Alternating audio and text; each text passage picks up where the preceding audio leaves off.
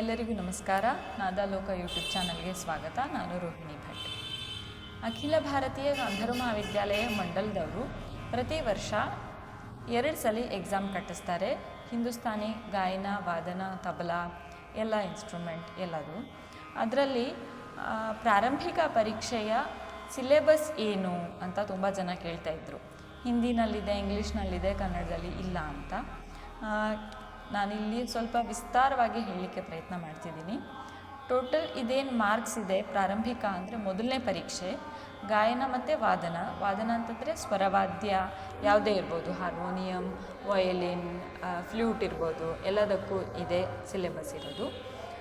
Total 50 ಮಾರ್ಕ್ಸಿನ ಪರೀಕ್ಷೆ ಇದು.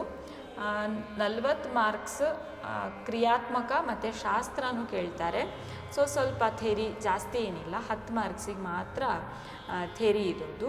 Total practical ಅಷ್ಟೇ ಇರುತ್ತೆ ಈ ಎಕ್ಸಾಮಿಗೆ. ಇದು ಮೊದಲನೇ ಎಕ್ಸಾಮ್. 2ನೇ ಎಕ್ಸಾಮ್ ಇದೆ ಪ್ರಾವೇಶಿಕ ಪ್ರಥಮ, ಅದು ಮತ್ತು ಪ್ರಾರಂಭಿಕ ಫಸ್ಟ್ ಮತ್ತು ಸೆಕೆಂಡ್ ಎಕ್ಸಾಮಿಗೆ ಕೇವಲ ಓರಲ್ ಅಂದರೆ ಹಾಡೋದು, ಪ್ರಾಕ್ಟಿಕಲಲ್ಲೇ ಥೇರಿನೂ ಕೇಳ್ತಾರೆ. ಪ್ರಾಕ್ಟಿಕಲ್ ಮಾತ್ರ ಇರೋದು. ಥೇರಿ ಪ್ರಾವೇಶಿಕ ಪೂರ್ಣ ಅಂದರೆ 3ನೇ ಎಕ್ಸಾಮಿಂದ ಬರುತ್ತೆ ಎಲ್ಲ ಪರೀಕ್ಷೆಗೂ ಕೂಡ.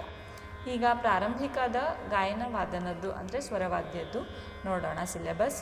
ಮೊದಲನೇದಾಗಿ ಅಲಂಕಾರಗಳು ಯಾವ್ಯಾವುದು. ಟೋಟಲ್ 10 ಅಲಂಕಾರಗಳಿದೆ. ನನ್ನ ಜಿ ಶಾರ್ಪ್ನಲ್ಲಿದೆ ಸ್ಕೇಲಿದು. ಸಾ ರೇ ಗ ಮ ಪ ದ ನಿ ಸಾ ನಿ ದ ಪ ಮ ಗ ರೇ ಸಾ ಇದೆ ಒಂದನೇದ್ದು. ಎರಡನೇದು 3 ಸ್ವರದ ಅಲಂಕಾರ.